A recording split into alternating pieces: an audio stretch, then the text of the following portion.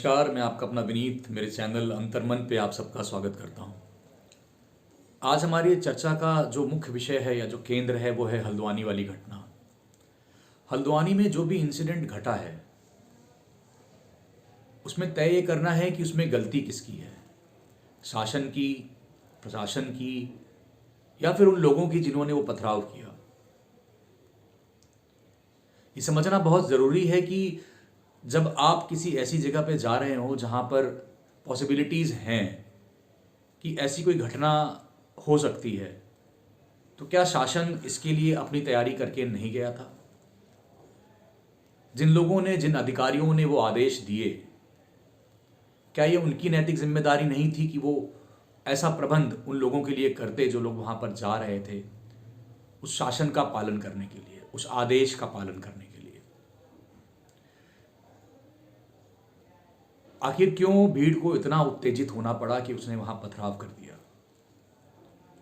न जाने कितने पुलिस वाले, कितने नगर निगम के अधिकारी उसमें चोटें खाए, उसमें कुछ मौतें भी हुई हैं। खैर, ये चर्चा का विषय नहीं है। चर्चा का विषय ये है कि आखिर क्यों, अगर ये हुआ तो हुआ क्यों? अंतर्मन ये कहता है कि ये गलतियां शायद दोनों ही पक्षों की थी। इसको समझने का प्रयास करते हैं। ये सही है कि शासन को इस बात की जिम्मेदारी लेनी होगी कि वो वहां पर असफल हुआ। अगर आप पहले से प्लान करके जाते तो शायद ऐसी घटना नहीं घटती, क्योंकि ऐसा पास के एक्सपीरियंसेस दिखाते हैं कि ऐसा पहले बहुत बार हुआ है कि जब भी कभी आपने कहीं कोई अतिक्रमण हटाने की कोशिश करी है, खास तौर से वो अतिक्रमण जो धार्मिक भाव रखता हो, उसमें अक्सर ऐसी घटनाएं सामने आती हैं। तो शासन जब वहां पहुंचा था तो शासन को अपनी तैयारियां करके जाना चाहिए था। बिल्कुल सही बात है कि ये फेलियर है शासन का। वो अधिकारी जो अपने कमरों से बैठ करके आदेश पारित कर देते हैं, जिम्मेदारी उन अधिकारियों की भी है। कहीं ना कहीं वो भी दोषी हैं, क्योंकि आप आदेश दे तो देते हैं, लेकिन वो जो लोग आपकी अपनी ड्यूटी बजाने, आपका आदेश का पालन करने के लिए जाते हैं, ऐसी सिचुएशंस में उनकी जान जो है दांव पर लगी होती है। और ये कोई राजनीतिक मुद्दा नहीं है। इस चीज के लिए कहीं ना कहीं शासन को अपनी जिम्मेदारी लेनी होगी कि हाँ, ये आपका फेलियर है। आप बाद में क्या करते हैं वो एक अलग बात है, लेकिन क्या इस घटना को रोका नहीं जा सकता था? अगर शायद आप पहले से तैयारी करके गए होते तो ये घटनाएं होती ही नहीं, इतने मासूम लोग ना मारे जाते हैं। मैं उपद्रवियों की बात नहीं करता। उपद्रवियों के लिए जो कड़ी सी कड़ी कार्रवाई सरकार को करनी चाहिए वो करनी चाहिए, लेकिन इसमें उन कर्मचारियों का क्या दोष है जो वहां पर उस आदेश का पालन करने के लिए गए थे? इसमें दूसरी बात ये इंपॉर्टेंट है कि वो लोग जिन्होंने पथराव किया, जिनकी वजह से, इसको दंगा ही कहेंगे, इसको ये नहीं कहेंगे कि आपने जो है, आपके साथ कोई गलत काम हो रहा था, आप कहीं धरने पर बैठे और आपने अपना विरोध दर्ज कराया। विरोध ऐसे दर्ज नहीं कराते हैं। आप पत्थर चलाते हैं तो क्या पत्थर चलाने से पहले आपके दिमाग में ये नहीं आता कि सामने जो खड़ा हुआ है वो एक इंसान है जो अपनी ड्यूटी पूरी करने जा रहा है? आपके भी बच्चे, आपके भी घर वाले होंगे ना कहीं सरकारी नौकरियों पे या प्राइवेट नौकरियों पे, जो अपना घर चलाने के लिए जैसा भी उनको आदेश मिलता है, जैसा भी काम उनको मिलता है वो करने का प्रयास करते हैं। आपका विरोध सरकार से है तो विरोध करिए। ये तरीका कहीं से भी वाजिब नहीं है कि आप पत्थर चलाएं। और किस चीज के लिए पत्थर चलाने की बात कर रहे हैं आप, ये भी तो प्रश्न उठता है। अगर ये कहें, ये हम सब जानते हैं कि मस्जिद में नमाज अदा करी जाती है, तो अगर नमाज अदा करना मस्जिद में इतना इंपॉर्टेंट है और यही कानून है, तो फिर सड़कों पे नमाज क्यों? ट्रेनों के अंदर नमाज क्यों?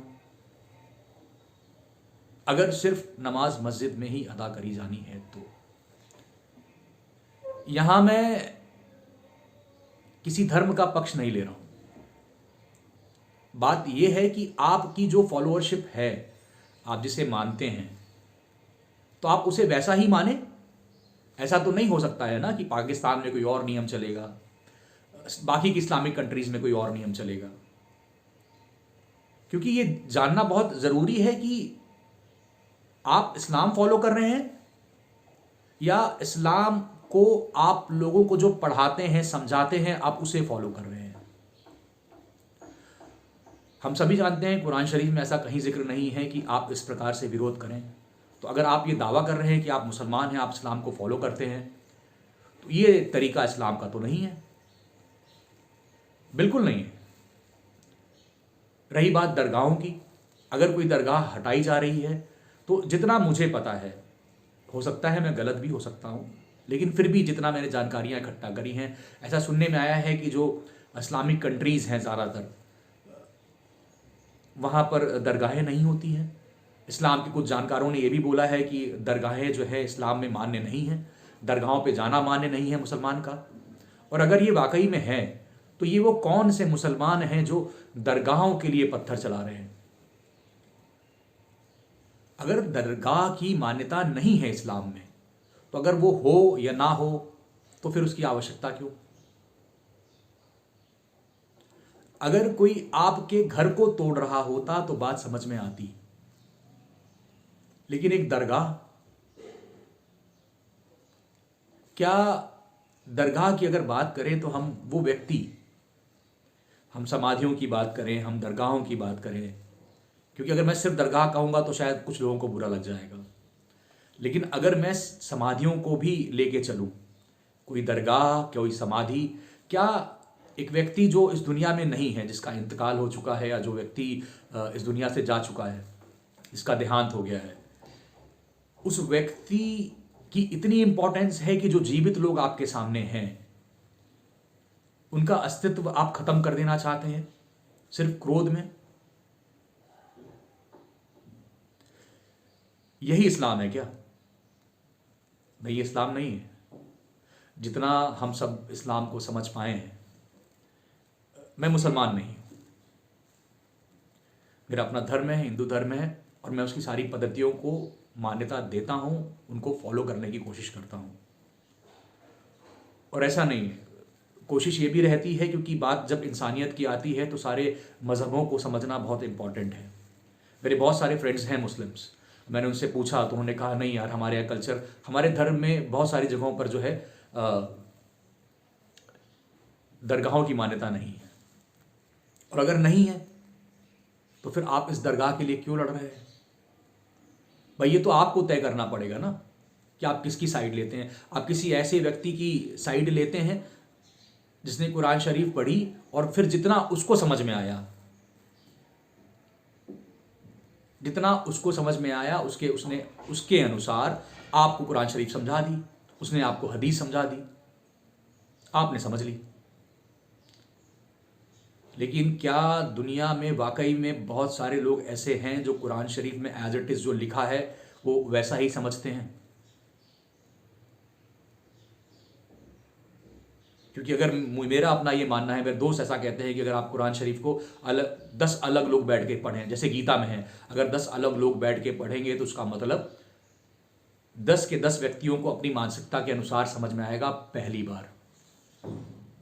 जब आप उसे बार बार पढ़ते हैं, जब आप उसे बार बार समझने की कोशिश करते हैं, तब जा कर के कहीं कुछ हद तक आपको समझ में आता है कि उसमें क्या लिखा हुआ है। तो ये बहुत हद तक तो उस व्यक्ति की मानसिकता पर भी डिपेंड करता है ना, कि जो आपको समझा रहा है। वो मासूम लोग जो वहां पर गए थे, क्या उनके बारे में आपको दर्द नहीं होता? और हाँ, अच्छी चीज ये है कि उस भीड़ में भी कुछ ऐसे मुसलमान थे जिन्होंने इस्लाम के हक में बात करी। उन्होंने घायलों को उठा करके अस्पताल भेजा। उनके लिए मैं कहूंगा कि हाँ, वो इस्लाम का साथ दे रहे थे। उन लोगों के लिए नहीं जो खुद को मुसलमान साबित करने में तुले हुए थे। अब कल को अगर सरकार इस पर कड़ा एक्शन लेगी तो फिर ये दोष और ये रोना मत करिएगा कि सरकार हमारे साथ पक्षपात कर रही है। चाहे हिंदू हो या मुसलमान हो, अगर वो सरकारी तंत्र में बाधा बनेगा, कोई ऐसी चीज़ जो नाजायज़ है, तो उसके खिलाफ एक्शन लिया जाएगा, बिल्कुल लिया जाएगा। ये हम सभी का फ़र्ज़ है। उदाहरण के लिए, अगर बहुत सारी ऐसी अवैध बस्तियां होती हैं जहाँ पे शायद लोग 5 साल से 10 साल से रह रहे होते हैं, तो सरकार क्या करे? क्या सरकार उन लोगों को वहाँ से ना हटाए? और फिर जब सरकार उन्हें हटाने के लिए कोर्ट के पास जाती है, क्योंकि ऐसा सुनना गया है कि संवैधानिक तरीके से चीज़ों को ठीक किया जाए, तो जब सरकार कोर्ट के पास जाती है तो ऐसे बहुत सारे मानवतावादी लोग हैं, जिन्हें मैं फर्जी मानवतावादी कहूँगा, जो खड़े हो जाते हैं। सरकार किस लिए चुनी जाती है? सरकार इसलिए चुनी जाती है कि वो इस देश को चलायमान रख सके विधिवत, सही तरीके से। कुछ गलतियां होती हैं सरकारों से, तो उस पर आप प्रश्न चिन्ह करें, आप सवाल खड़ा करें। सरकार, आपने वोट दिया है, आपको ये अधिकार है लोकतंत्र में कि आप प्रश्न करें, लेकिन ये क्या तरीका है? कोई भी ऐसा व्यक्ति जो इस देश में सरकार के खिलाफ पत्थर चलाता है, वो भी ऐसी चीज़ों के लिए जिनका इंसानियत के हिसाब से कोई अस्तित्व नहीं है, वो इतनी इंपॉर्टेंट ही नहीं है। ये घर, ये पेड़ों की बात नहीं करता हूं मैं, लेकिन ऐसी कोई ज़मीन के लिए किसी की हत्या कर देना, अरे काहे के इंसान है भाई? आप इंसान नहीं हैं।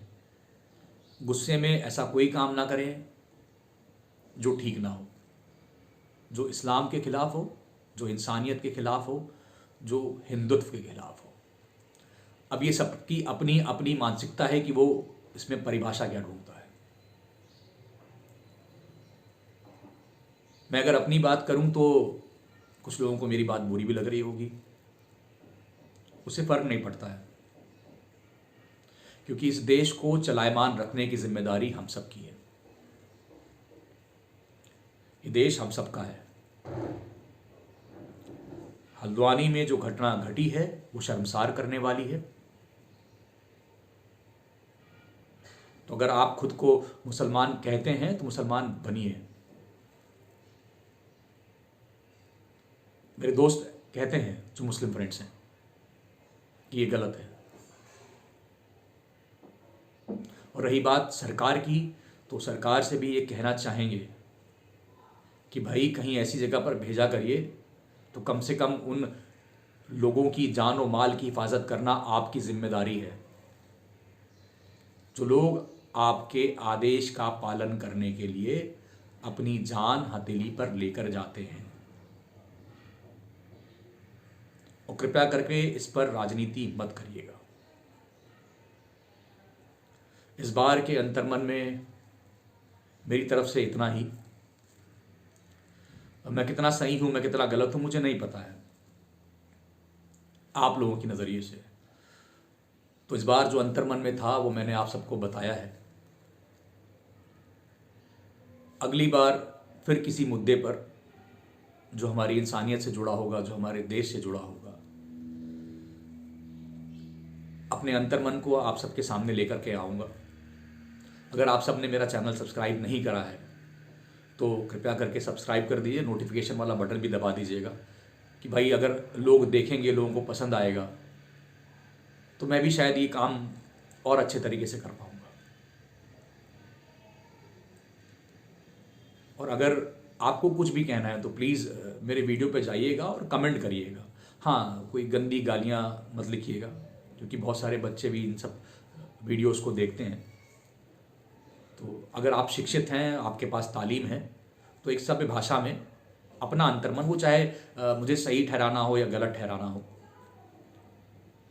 वो अच्छे तरीके से लिखिएगा। तब तक के लिए आप सबका धन्यवाद। मेरे चैनल पर ज़रूर आइएगा, देखते रहिएगा। अंतर्मन एक प्रयास है बस कि शायद हम इस देश में कोशिश करें कि हम आपको बहुत कुछ ऐसा है जो पॉजिटिव हो रहा है, क्योंकि ज़्यादातर चैनल्स पर अगर हम देखें या हम डिस्कशंस में देखें तो लोग नेगेटिव डिस्कस कर रहे हैं। हम कोशिश ये करेंगे कि हम न्यूट्रल रह करके, बिना कोई पक्ष लिए अपनी बात आप तक पहुंचा सके। और जो कुछ भी करिए वो एज एन ह्यूमन करिए, अच्छे से रहिए और अच्छे से रहने दीजिए। तब तक के लिए आप सबका बहुत बहुत धन्यवाद और बहुत सारी आप सबको शुभकामनाएं। मेरा चैनल देखते रहिएगा। धन्यवाद।